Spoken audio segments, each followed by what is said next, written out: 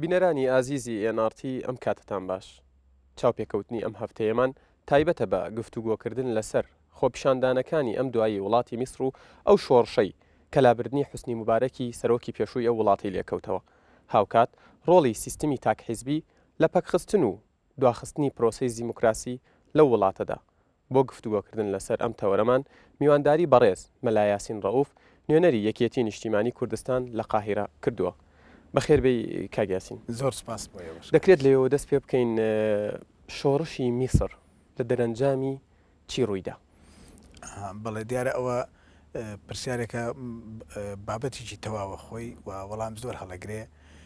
من پێم وایە قسەکردن لەسەر شۆڕشی مەسر یان هەر شۆڕشێک لە وڵاتانە ڕووەدا ئەگەر معایەشەی پێش شۆڕشەکە و وەختی شۆڕشەکە نەکەی قسەکردنەکە سەرزارەکیە بێ و ڕووماڵێکی ڕووکەژە بێت ناتوانانی بە تەواوی قسەی لەسەر بکەی، بەڵام کە لە ناوی ژێ ئەتوانی ورد قسەی لەسەرکەی. دیارە شۆڕشی مەسر شۆڕشێکە کە لە نەتیجەی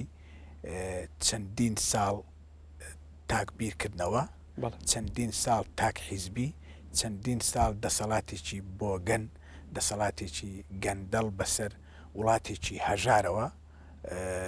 کاتێک تەقێەوە ئەو شۆڕشە سپێ جوانە کاریگەری بەرپا کرد کە هەمووان نزانین کاریگەری لەسەر سەرجەم دنیا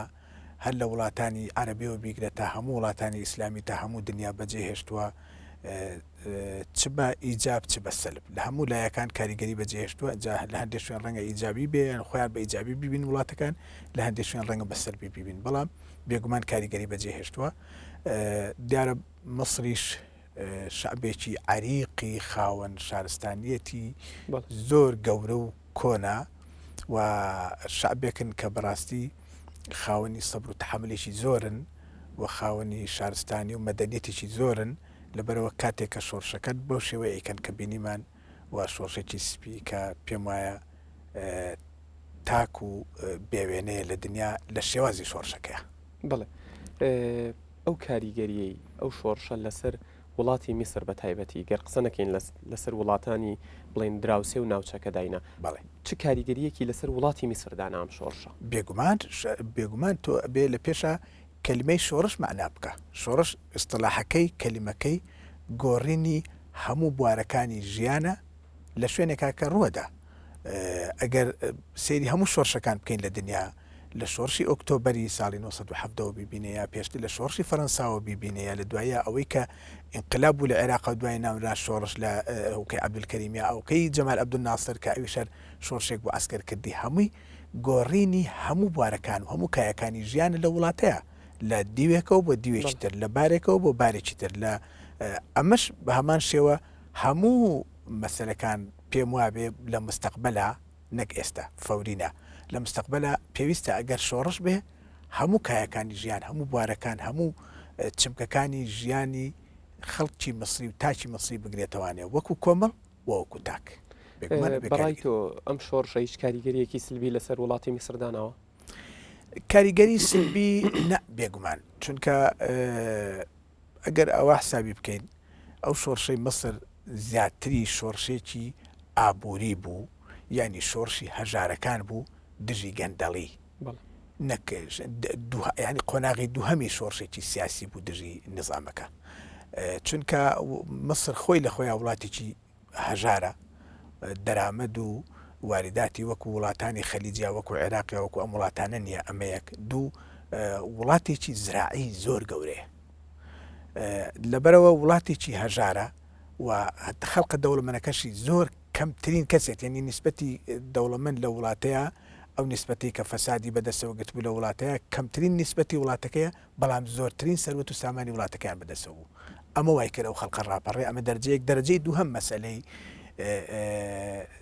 سیاسەتی خراپ یان تاک حیزبی یان سیاسەتی نظامێکی سیاسی خراپ لە وڵاتەکەیە بوو. لەبەرەوە بێگومان کاریگەری لەسەر هەموو کەسێک و هەموو تاکیی ئەو مجتەمەعە بەجێهێڵێت. بەڵێ وەک دەزانی محەممەد حوسنی مبارەک سەرۆکی پێشووی میسر پاڵەوانی جەنگی ئۆکتۆبەر بوو. بێگومان ئایا ئەم پاڵەوانێتیە یان ئەم جنگاوەریە ئەو شەرعیەتەی لە ڕێگەی ئەو شەرعیەتەی بەخۆی بەخشی بوو کە ماوەی 30 ساڵ حکمی وڵاتێکی گەوری وەکو میسر بکات؟ ئەمە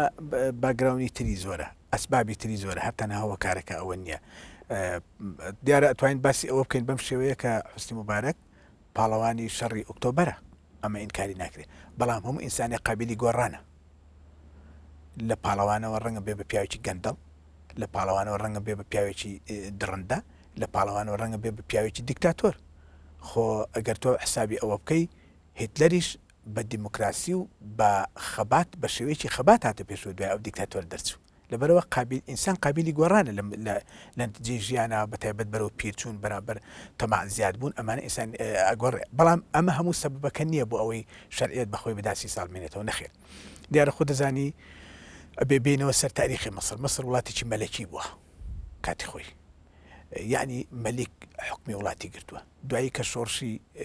جەمال عەبدولناسر بوو، مەسر بەبێ حیزبیش مایەوە. جەمال عەبدولناسر و مەجلیسی قیادەی سەورە ئەو کاتە کولفی کول بوون لە وڵاتیان گرتبوو بەدەستەوە، جگە لەو شەڕ و ئاژاوانەی کە لەگەڵ ئیسرائیل و لەم لاوللا بوو بە تووشیانەوە لەو کاتەیە کە هەموو دنیا ئەکوڵا، بۆی ئەوە خەڵق سەر ئەوەی ناپەرژابی لە دیموکراسیی تەواو بکاتەوە، خەڵق سەر ئەوەی ناپەرژابی لە دروستکردنی حیزب و معارزە بکاتەوە. ئەو حیزب و معارزانی کە بوون، هەندێکی لە ژێر سایەی ئیخوان مسلمینە کەوتبوو بوونەوە، هەندێکی بە تاکوتەرا کەوتبوونەوە کە نەیانتوانی شتێ بکەن، لەبەرەوە دەسەڵاتی تاکبیرکردنەوە، دەسەڵاتی ئەتوانین بڵێم دیکتاتۆری لەو کاتەوە سەری هەڵدا. ڕاستە دوای ئەو کە مەرحوم ئەنوەر سادات و ئەنوەر سادات دەرگای حیزبی کردەوە، لە پێش هەمیانە بەڕووی ئیسلامیەکانە دەرگای کردەوە. بەڵام کاتێک حیزب دروست بووە، کاتێک حیزب هاتەوە سەرکایە وەکو پێش ئەوەی کە جەمال عەبدولناسر شۆڕشکا وەکو زمانی مەلیکی، حیزبی تەیارە ئیسلامیەکانیش زیندوو بوونەوە، مەرگ و کوشتنی ئەنوەر ساداتی بەدوا خۆیان هێنا. ئەمە جوای کرد هەر لەو کاتەوە لە دوای کوشتنی ساداتەوە قانونە تەواوی لە وڵاتە جێبەجێ بکرێ و قانونی دەسەڵات بە دەسەوەگرتنی حیزبێک جێبەجێ بکرێ و قانونی مانەوەی ڕئیس و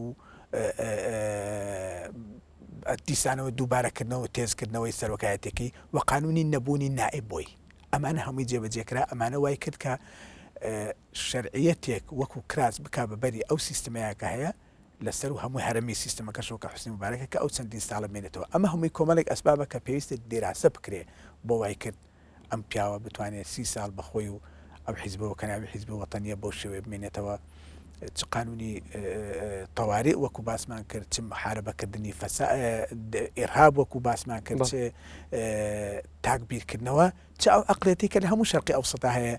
ڕەفزکردنی بەرامبەر و من کە هاتمە سەر دەسەڵات، یعنی ئەوە بوو بە کولتور بەداخەوە لە وڵاتانی ڕۆژهەڵاتی ناوەڕاستکە هەر کەسی هاتە سەر حکم وەکو مەلیگە بێدەوامکە، ئەو ڕۆژەوە کە دێت سەر حکومە بمێنێت تا ئەو ڕۆژەیە بێ بە مردووی بڕاتە دەرەوە، یا بە خوێن یا بە خۆی. کاک یاسین وەک دەزانی حوسنی موبارەک لە دوای کوژرانی ئەنوەر سادات لە 1970 و لە ساڵی 2005 وەکو سەرۆکی میسر هەڵبژێردرایەوە. بەڕای تۆ چی وا لە جەنگاوەرێک لە کەسێکی شۆڕژگێر ئەکات ببێت بە دیکتاتۆر؟ طبیعەتی ئینسان کاکە ئەزانی ئەمە شتێکی ئەبێ لە بیرمان نەچێتەوە، بۆ قوانین و ڕادع دانرێ. خوا فەرمێ ئین النەفس لەئەمارەة بالسوء، خۆ ناڵێ ئین النەفس لەئەمارەة بالحەسەنات. ئەوە طبیعەتی ئینسانە، بەرەو ئەوە ئەڕوا هەمیشە زۆرترین دەسەڵات، زۆرترین سەروەت، زۆرترین دنیا بەدەستێ بێت تا ئەو ڕۆژێ ئەمرێ. ئەمە پەیوەندی بە دەسەڵات. بەڵام ئەم دیاردەیە بۆچی لە خۆرهەڵاتەوە ڕەنگیاوەتەوە؟ ئەمە دیاردە نییە، ئەمە شتێکە لە جبلەتی ئینسانەیە، لە خلقەتی ئینسانەیە. ئەبێ ئەمە قوانین، نظام، دەستور هەر لەلایەن ئینسانەکانەوە دابنرێ بۆ ئەوی ئەوە وانەڕوە. لە ئەوروپا ئەوە کراوە، بەڵام لە وڵاتی ئێمە ئەوە بیدایەتە. ئەجینە هەموو کەسێک لە ناخی خۆیان، هەموو ئینسانێک لە ناخی خۆیان حەزەکە تا ئەو ڕۆژێ ئەمرێ، حەزەکە جارێ قەت نەمرێ، بەڵام حەزەکە تا ئەو ڕۆژێ ئەمرێ زۆرترین دەسەڵات، زۆرترین سەروەت، زۆرترین ڕابواردن، زۆرترین پارە بەدەستێەوە بێ. ئەمە طبیعەتی ئینسانە، بەڵام بێتۆ بۆ ئەمە قانون دابنی، دەستور دابنی، نظام دابنی. ئەمەیە مۆزوعەکە پەیوەندی بە یعنی هەر شخصی مبارەکەوە نییە. طبیعەتی ئینسانەکان هەمووی وایە. ئەو کاتەویستم ئەوت بە تەواوکم کە لە ئینسان لە شەرقی ئەوسەتا ئەوە بۆ بە کولتور لە لای ئێمە، هەر کەسێ دەسەڵاتێکی گر بەدەستەوە لەسەر کورسیە دانیشت، پێی وایە نابێت لەسەر کورسیە لا بچێ هەتا ئەمرێ. ئیتر خەبات بۆ ئەماکە، خەبات بە فڕوفێڵە، خەبات بە دانانی قانونە. مەسەلەن جنابەت باسی ئەوت کرد کە هەموو جارێ حوسنی موبارەک هەڵبژێراوەتەوە، نە هەڵ نەبژێراوەتەوە، ئیستیفتای بۆ کراوە. بەڵێ بەخەڵ سەرۆکت ئەو سەرۆکت ئەوەیان یا ئەیان هەموو خەڵکیشیان تەرجیع کردو بڵێ بڵێ یا خۆیان بە تەزور تویانە بڵێ ئیشەکە تەواو بووە. تەنایەک جار انتخابات کراوە ئەویش انتخاباتی بوو کە ئەیمن نور ئەوانە بەشداریان کرد ئەویش وایان لێکردن کە کەمترین دەنگ بێنن کە هیچیان پێ نەکرد وەک انتخاباتەکەی پارساڵ ینی 19 مانگ لەمەوە پێشی کە آخر انتخاباتی ناو پەرلەمانی مەسر بوو کە حیزبی حاکم یان حیزبی وەتەنی 90% هەموو دەنگەکانی مصری هێنا بە ڕووکەش بۆی کە بینیمان لێ ئەلامە بەڵام ئایا ئەسڵەکەی وا بوو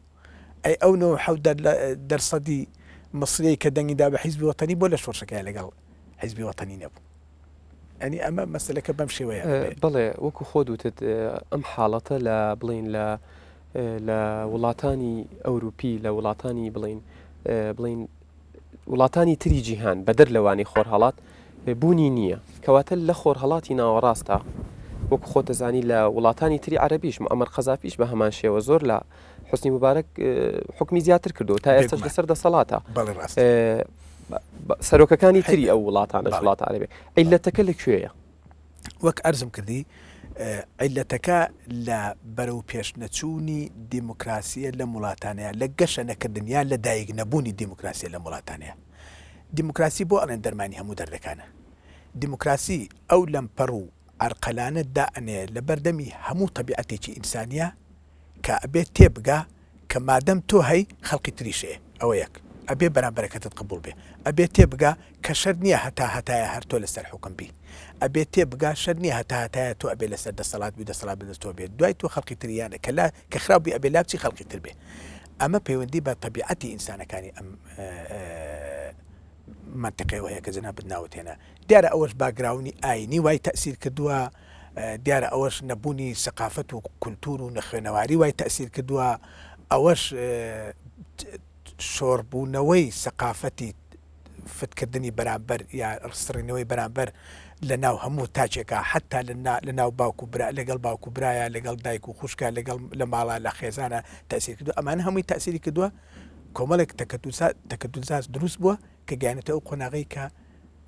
ئینسانی ئەو منتیقەیە حەز نەکا و نێوێ و دەسە هەوڵەدا هەتا ئەو ڕۆژی ئەمرێ دەسەڵات بەدەستەوە بگرێ بمێنێتەوە. ئەمە پەیوەندی بە تەبیعەتی ئینسانەوەی کاکە یادیگار پەیوەندی بە اینەوەیە. بەڵام تۆ بێتە سەر باسی ئەوەی ئەم نظامانەی کە جەنابەت باست کرد وەکو نظامی لیبیا نظامی عەلی عەبدوڵڵا ساڵح نظامی مەسر کە ئەوانەی کە ئێستا ئەو وڵاتانی کە ئێستا گەرمە و هەرایان تایە هەڵایان تایە شۆڕشیان تایە نظامی سووریا ئەمانە بێگومان ئەوە دەسەڵاتەکان دەسەڵاتی خراپن دەسەڵاتەکان دەسەڵاتی زۆر ماوەنەوەن دەسەڵاتەکان دەسەڵاتێکن بێزراون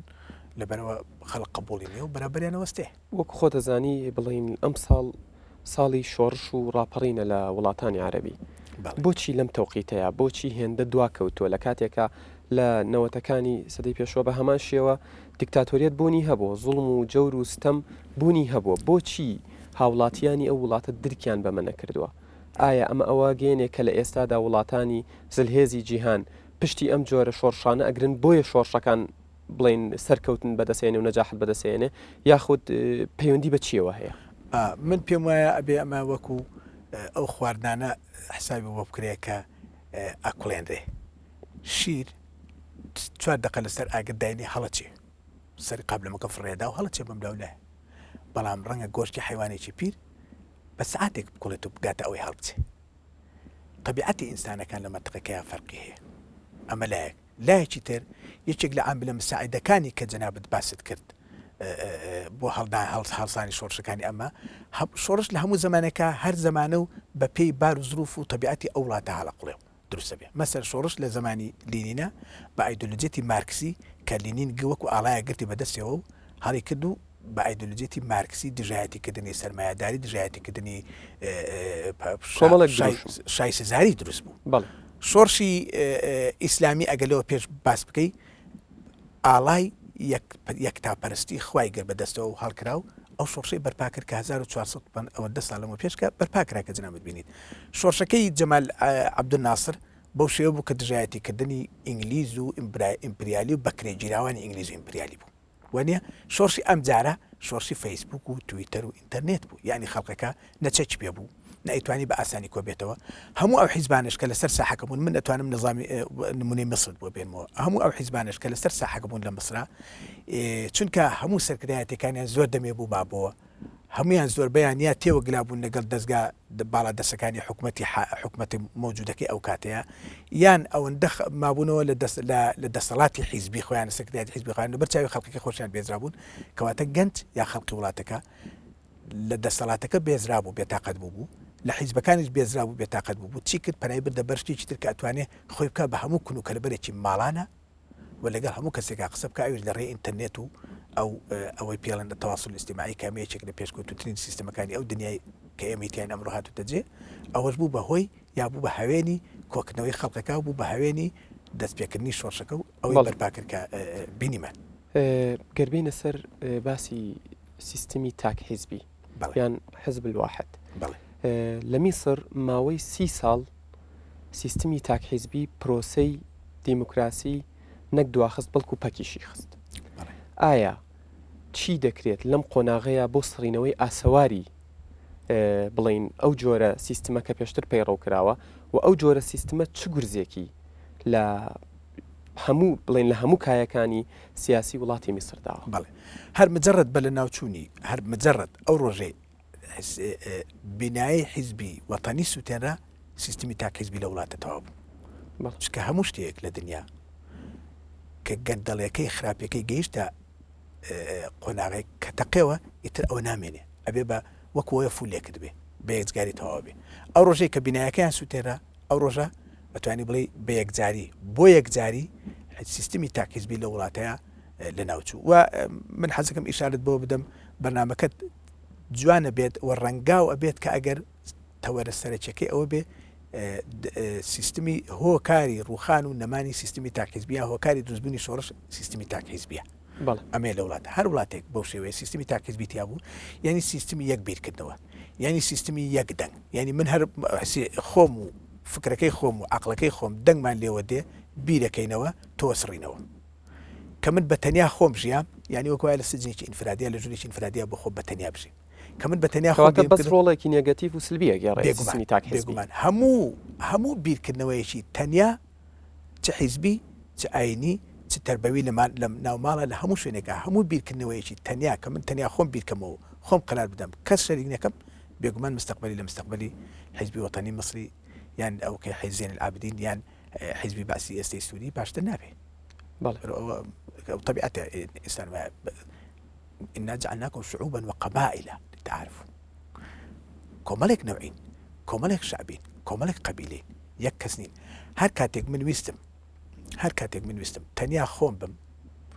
وخوم دنيا برم بروا هر خوم بير كمو هر خوشم قرار دم هر خوشم دنگ ديو بي جمله دنگ كانت نبي دنگ كانت رفسكم مصيرم او مصيرها بك ايبيني بلام درنگ زويه كوي ليريا بيس اشاره بشتي بدين کە جەنابەت دوێک دوو جار باست کرد کە بۆ 30 ساڵ دواکەوت شعبی مصری شعبێکی سەبورە یعنی شعبێکە شعبی زراعیە دایما لە دنیاە شعبی زراعی فەرقیە لەگەڵ شعبی بەدەوی و سەحرایە شعبی مصری ئەو شعبەیە کە ئامادەیە 3 مانگ دابنیشێت تا گەنمەکەی پێگا 4 مانگ دابنیشێت تاوەکوێ پاقلە و تەماتەکەی پێگا ئەم شعبە لەسەر ئەساسی خۆڕاگری پش و درێژی دروست بووە لەبەرەوە تەحمل سەبری زۆرە وەکواتە بەڵای تۆ پەیوەستە بە کەلتوریە وڵاتەوە بەڵێ وەکو شعبی ئێرانی وایە شعبی ئێرانیش لە ناو خۆمانە هەموو ئێرانی بەوە مەشهورن کە خوێن ساردن درەنگە کوڵێن ئەمەش لایەنێکی زۆر ئیجابی چاکە لە دنیاە ڕەنگە لە وڵاتی ئێمەیان نەبێ ڕەنگە لە خەڵقی بەغایە نەبێ ئێمە وڵاتی ئێمە چ بە کوردەوە چ بە عەرەبیەوە مەشهورە بەوەی وەکو بیبسی وایە یەکسەر هەڵەچێ بەڵام ئەو شعبانە شعبی لەسەر خۆن شعبێکن پش و درێژن سەبورن درەنگ هەڵەچن بەڵام کە هەڵچوون ئیشی خۆیانەکەن شۆڕشی ئیسلامی ساڵی 1970 باشترین دلیلە پاش چەند ساڵ ئەو شۆڕشە ڕوویدا شۆڕشەکەی ئەمڕۆی مەسریش دلیلێکی تازەیە لەسەر ئەو مەسەلەی لەبەرەوە ئەبێ ئەومان لەبیر نەچێت لە دنیا کە هەموو تاک حیزبیەک هەموو تاک بیرکردنەوەیەک مەسیرەکەی ئەو مەسیرێ بەڵام درەنگ و زووی کەوتووە وەکو نمونە بۆ هێنێتەوە شیر ڕەنگە بە 4 دقه بە 5 دقه بکوڵێ لەویتن کەواتە تۆ ئەم سەبووریەی وەکو خۆ دوتت هاوڵاتیانی میسر بە خاڵێکی ئیجابی وەسڵەکەی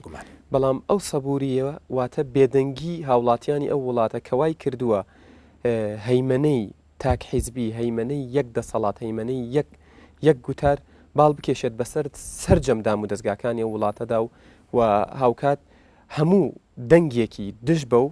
واتە یان لەگەڵمان یان دژی منی هەموو ئەوانی دژی ئەوەن بێدەنگ کراون و سەرکوت کراون من حەزەکەم ئیجابیەتی ئەم حاڵەتە لەکوێیە نە ئیشارەت بە شتێ بم کاکە ئەو شۆڕشە لە دایکبووی ڕۆژی 25 یەنایر نییە ئەو شۆڕشە منیشتم لەسەرەوە قسە بکەم کەڵەکەبووی چەندین ساڵەیە خەڵکیش بێدەنگ نەبوو بۆ ئاگاداریت من لە مەسر ژیاوم ئاگام لێتی حەزەکەم ئەوە ئیشارەت پێ بدەم یەکێک لە ئەسبابی سەرکەوتنی یەکێک لە با هەموو شتەکانیش لای نێگەتیڤەکەی نەبینین لایەکی گەشت یەکێک لە ئەسبابی سەرکەوتنی شۆڕشەکەی مەسر ئەو جزئە دیموکراسیە مافی ڕێئی دەربڕینە بوو کە لەوە پێش نظامی پێشوودا بووین بە ئاشکرا عەبدولحەمید قەندیل عەبدولحەلیم قەندیل لە جەریدەکانە بە ئاشکرا 2 ساڵ لەمەوە پێش 3 ساڵ لەمەوە پێش جەماعەتی ئەیمەن و جەماعەتی حەمدین سەباحی جوێن و قسەی ساردوسوکی وایان بەسەرۆکەوت کە بە کەس ناوتری یعنی ئێمە لە ڕوومان نابیڵێ و لە جەریدەکان بڵاوە کرایەوە مەبەستم ئەوەیە ئەرزی جەنابەت کەم کاکە یادگار کە ئەو شۆڕشە وەلیدی تەنها 25 یەنایر نییە باگراونی کۆکراوەی چەندین ساڵەیە بەلەو چەندین ساڵەیە هەزاران بە مەلاین قسە کراوە بە مەلاین معارزە کراوە خۆ دەزانی ئەوە کتۆ باس کرداوەەوە حرەکی کفایە دروست بووە ئیخوان مسلیمەکان دەسەڵاتیان هەبوو دەستیان هەبوو دەنگیان هەبوو یعنی ئەگەر ڕێگە بدرایە لە زمانی مبارەکە وەکو انتخاباتی 2005 ئیخوانەکان 88 مەقعدیان لە انتخاباتی پەرلەمانی پێشوا هێنا ئەم جار ژەگەڕیاندای زیاتریان هێنا بێگومان خەڵقەکەی تری زیاتر هێنا کەواتە ئەمە ئەوە ئەرجەناب بکەم خەڵق بێدەنگ نەبووە نخبەی ئەو وڵاتە بێدەنگ نەبووە پیاوی عاقلی ئەو وڵاتە و سیاسی ئەو وڵاتە بێدەنگ نەبووە بەڵام ئەوەش بزانە وەکو وڵاتی سیستمە درەندەکەی ئێرەی زمانی سەدام نەبووە کە هەرچی قسەی کرد لەگەڵمانە بێ یا بێ بیکوژمیان ڕاکە لە وڵاتەکەی بوون و قسەشیانە کرد کەمترین نیسبەتی معارەزەی مصری لە دەرەوەی مصر بووە زۆرترین نیسبەتی معارەزەی مصری لە ناو مصر خۆیان بووە و هەموو ڕۆژێ قسەشیان کردووە مزاهرەشیان کردووە لە جەریدەش نووسیویانە تا گەیشتە ئەو قۆناغی کە جەنابتون من بینیمان بۆش پێشەوەی بڕۆینە سەر ڕۆڵی معارەزە لە ئەو شۆڕشەی کە لە 25 یەنایەرەوە لە میسر دەستی پێکرد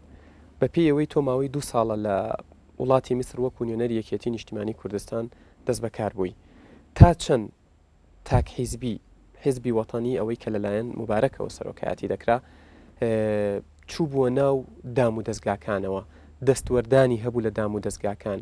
بە هەموو شێوەیەک ئەبواە بەو شێوەیە ئیش بکە کە ئەم بڵین خەتەکەی بۆ دیاری ئەکرد بەداخەوە ئێلم تا ئەندازەیەکی زۆر جارێ هەر کەسێک ینی وەکو ئەوەی کە لە سیستمە کۆنەکەی حیزبە چەپەکانی ساڵانی ڕابردووی عێراق رووسیا حیزبی باسی ئێستا جارانی عێراق ئەوانەیە هەبوو بەداخەوە لێم لە مەسریش بە هەماشەوە یعنی تۆ ئەگەر بست ویستە ئیش لە دایرە بڕوە یا تعین ببی یا ئەبێ بە کەتبی بێ هەر بە شتێکی ڕەمزیش بێبی بە ئەندامی حیزبی وەتەنی یا ئەبێ بچی لە ئەمنی مرکزی فۆرمێکت بۆ پڕکەنەوە ئەمنی مرکزی موافق بێ موافق نەبێ یعنی لەوێ دووشت زۆر زاڵ بوو زۆر چوو ناو هەموو دام و دەستگا و هەموو دەمارەکانی نظامی ئیداری و سیاسی ئەو وڵاتەوە ئەویش یا حیزبی بوون یا چرای سەوس لە ئەمنی مرکزیەوە ئەو ئەمنی مرکزی کاڵیان وەشان ینی یەکێک لە درای هەر درایەتێ سەرسەخت کەواتە لەوێش بەپێی تەسکیە ئیشەکرا ئەتوانی بڵێ بەڵێ بەپێی تەستیە بڵێ بۆە تەستیەکت بێنایە لە ئەمنی مرکزیەوە یا بوویتە بە ئەندامی حیزبی وەتەنی ئەو ساکە ئیشت بۆ ڕێی بەڕێەوە ئەو ساکە لە داوارەکانە ئیشتە ڕوو یا تعینە بوو یا شتێک لەو بابەت بووارە سەبارەت بە گەندەڵی تۆ